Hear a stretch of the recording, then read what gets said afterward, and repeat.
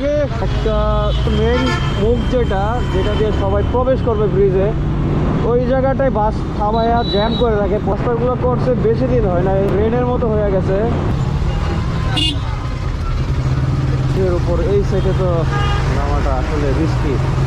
যেদিকে প্রবলেম হয় যে মাঝের যে লেনটা আছে, লেনের যে এরকমভাবে যদি ব্রিজের মুখে যাত্রী নামা ওঠা হয় তাহলে রাস্তা তো জ্যাম হবে, এটাই স্বাভাবিক। অবশেষে জ্যাম পার হয়ে এখন আমরা এলিভেটেড রোডে উঠবো। উত্তরা থেকে গাজীপুর পর্যন্ত এক রুটে যাওয়া যাবে, সাইড দিয়ে যেতে হবে। বাসগুলো পুরো জ্যাম লাগা রাখছে। দেখে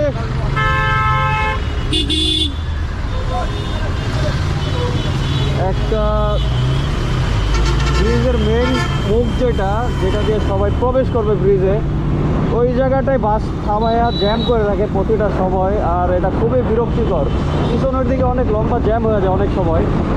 এই কারণগুলো যদি ঠিক না হয় আমাদের এরকমই হইতে হবে। রাস্তাগুলো করছে বেশি দিন হয় না, দেড় দুই বছরের মতো হবে। তার মধ্যে এই মাঝখান দিয়ে যেমন ড্রেনের মতো হয়ে গেছে, ড্রেন কাটলে যেরকম হয় দেখা যায় ওইরকম। আর মাঝখানে একটা বিট আছে, বিটের মতো হয়ে রয়েছে এবং মাঝখানে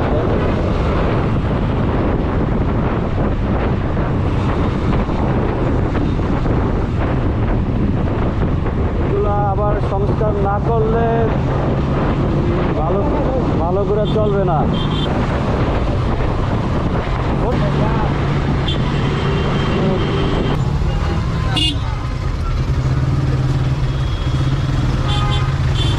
ব্রিজের উপর এই সাইডে তো নামাটা আসলে রিস্কি।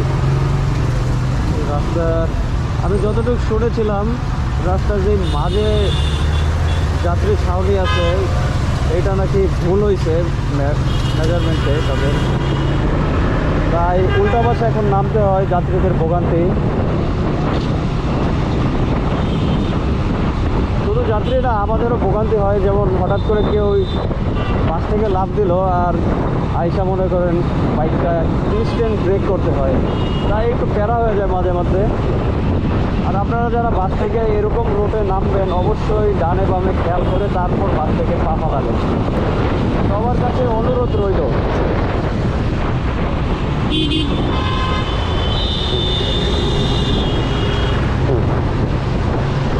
মাঝের লেনটা আসতে পারলে পুরো ফাঁকা পাইতাম, বাসের পিছনে থাকতে হতো না। বাট প্রবলেম নাই, এখানে রাস্তা মোটামুটি ফ্রি থাকে।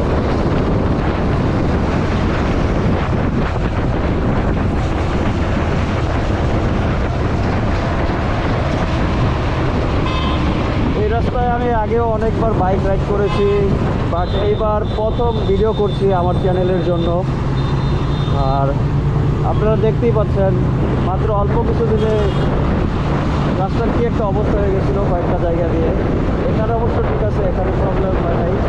যেদিকে প্রবলেম হয় যে মাঝের যে লেনটা আছে, লেনের যে মার্কিংটা করা আছে এটা আঁকা বাঁকা হয়ে যায়, তখনই বোঝা যায় যে বিটুমিনগুলা রাস্তা থেকে একটু সরে গিয়ে অন্য সাইডে চলে এসেছে।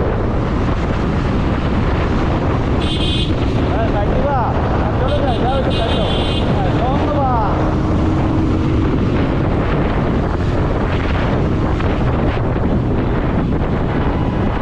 বাসগুলো আসলে এরকম ফ্লাইওভারের উপর যদি তারা এরকম ব্রেক করে করে যাত্রী নামায় বা উঠায়, তো আর কি বলবো।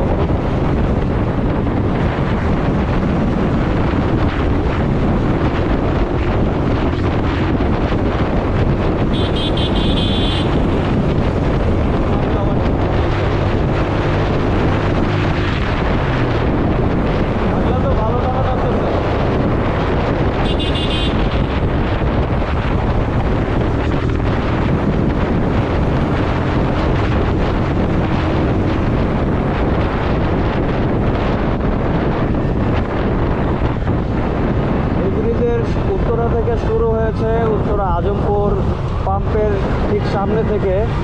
আর এই পাম্প থেকে যদি আপনারা উঠলে সামনে নামতে পারবেন স্টেশন রোডের একটা র্যাম্প রয়েছে, যে দেখতেই পাচ্ছেন, পিছনেও আরও আছে। এটা চেরাকালি, সম্ভবত চেরাকালির র্যাম্প। আর সামনে কলেজ গেটের সামনে আরেকটা র্যাম্প আছে, ওটা দিয়ে সরাসরি নেমে যেতে হবে। এই ব্রিজ এখানেই শেষ হয়ে যাবে। মাত্র 2-3 মিনিট হবে কি না, 2-3 মিনিট আমি উত্তরা থেকে চেরাকালি কলেজ গেট চলে এসেছি। আর নিচেতে যদি আসতাম মিনিমাম 10 থেকে 15-20 মিনিট পর্যন্ত লেগে যায়। জ্যাম থাকে, বাস থামিয়ে থামিয়ে যাত্রী ওঠায়। আবদুল্লাপুরে প্রচুর জ্যাম থাকে, কারণ একটা মুখ। আর কিন্তু যদি চলে আসেন আপনারা খুব সেফলি অ্যান্ড তাড়াতাড়ি আসতে পারবেন।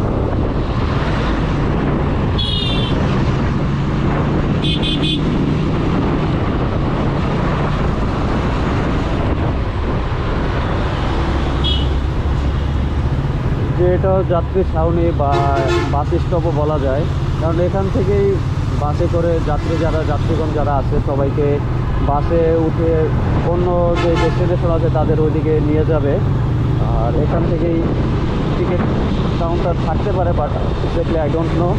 আর সম্ভবত এটা তো বিআরটিসির জন্য স্পেশাল করে মাঝে এটা করা হয়েছিল। এখন বিআরটিসি চলতেছে না, বাট ভবিষ্যতে চালু হতে পারে।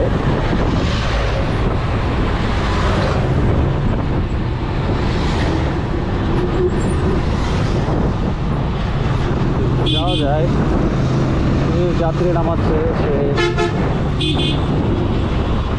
এরকমভাবে যদি ব্রিজের মুখে যাত্রী নামা ওঠা হয় তাহলে রাস্তা তো জ্যাম হবে, এটাই স্বাভাবিক।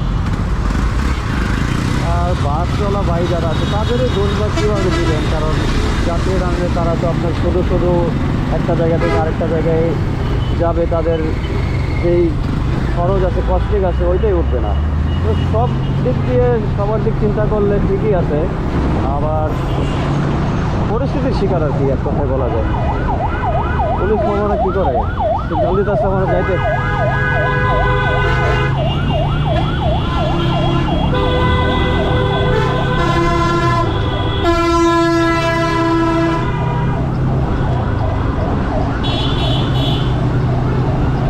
বামের লাইনে যাইতে পারলে ভালো হতো। মাঝের লেনে থাকলে আরও একটা দিক ভালো আছে, কারণ অনেক সাইডে আছে বাস থামিয়ে যাত্রী ওঠানামা করায়। আর মাঝের লেনটা পুরো ফ্রি থাকে, ওয়ান ওয়ে রোডের মতোই। আর দুই সাইডে দুইটা লেন আছে, ওইটা দিয়ে একটা যাতায়াত করো, একটা আসা। আর মাঝের যে লেনটা আছে এটা আপনার দুই দিক থেকে গাড়ি যাতায়াত করতে পারবে। এই যে দেখতেই পাচ্ছেন, এই যে গাড়ি আসছে। এদিকে যারা নতুন আসবেন তারা অবশ্যই এটা ফলো করেন, কারণ দুই দিক থেকে গাড়ি যাতায়াত করে। আমি ফার্স্টে যখন ঢুকেছিলাম এই লেনে তখন আমি একটু কনফিউশন করে গিয়েছিলাম, কনফিউশনে।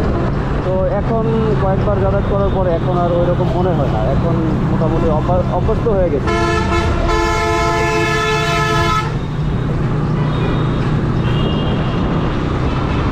ওভারটেক না করলে তো সমস্যা নেই।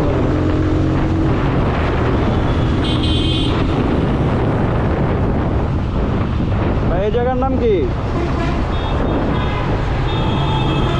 হোসেন মার্কেট না বরাবর? এটা এই সামনের ফ্লাইওভার দিয়ে আবার উঠে যাবে। এই জায়গার একটা জিনিস অনেক ভালো লাগে, যেই জায়গায় বাস স্টপ আছে বা ইয়ে আছে ওই দিক দিয়ে ছোট ছোট করে ফ্লাইওভার দিয়ে দেওয়া হয়েছে, তাই যারা এক লেনে চলাচল করে লং ডিস্টেন্সে যাবে তাদের জন্য খুবই সুবিধাজনক হয়েছে এই জায়গাটি। আর আজকে আমরা কোথায় যাচ্ছি ভাই? মাওনা শ্রীপুরের দিকে যাব। তাহলে তো এক লেনে শালনা হয়ে আমাদেরকে চলে যেতে হবে গাজীপুর চৌরাস্তা পার হয়ে। তাহলে এরকম অনেকগুলো ফ্লাইওভার আমরা পাবো।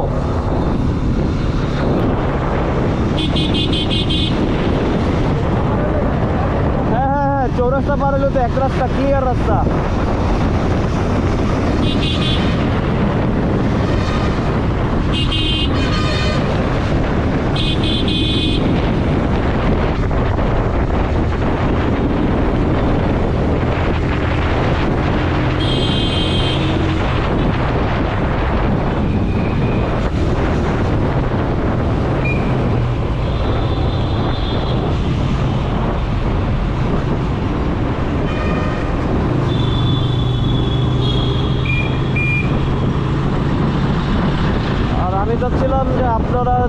বাইকের ব্যাপারে কোনো কিছু জানতে চান, যেমন বাইকের টুকটাক যে বিষয়গুলো আছে, কীভাবে আপনারা ইমার্জেন্সি সিচুয়েশনে ব্রেক কন্ট্রোলিং করবেন, কীভাবে আপনারা রোডের চিহ্ন বুঝে সিগন্যাল বুঝে আপনারা যাতায়াত করবেন, এইগুলোর বিষয়ে যদি আপনারা জানতে চান তাহলে আমাকে অবশ্যই জানাবেন কোন কোন বিষয়ে আপনারা জানতে চান। যদি বাইকের রিভিউ চান যে এই বাইকটার মাইলেজ কেমন দেয় বা বাইকের প্রাইস কত আছে নিউ শোরুমে, যেসব কন্টেনারকে আপনারা আমার থেকে দেখতে চান আমি চেষ্টা করব অবশ্যই আপনাদেরকে ওই ধরনের কন্টেন্টই উপহার দেওয়ার। আর আপনারা সবসময় আমাকে যেভাবে ভালোবাসতেছেন বা সামনেও বাসবেন, আশা করি ওইভাবেই সবার আদর পাবো। তাই সবসময় আগের মতো সাপোর্ট করে যাবেন। মাঝখান দিয়ে গত 2 বছর হলো আমি ঠিকমতো ভিডিও কন্টেন্ট মেক করতে পারি না, কারণ ব্যবসায়িক কাজ নিয়ে একটু ব্যস্ততা অনেক ছিল, তাই আপনাদের মাঝে তেমন একটা আশা হয়নি। চিন্তা করছি এখন থেকে রেগুলার আপনাদেরকে ভিডিও উপহার দেওয়ার চেষ্টা করব। তাই আপনারা সবসময় আমাকে সাপোর্ট করে যাবেন যাতে আমিও উৎসাহ পাই ভিডিও বানাতে।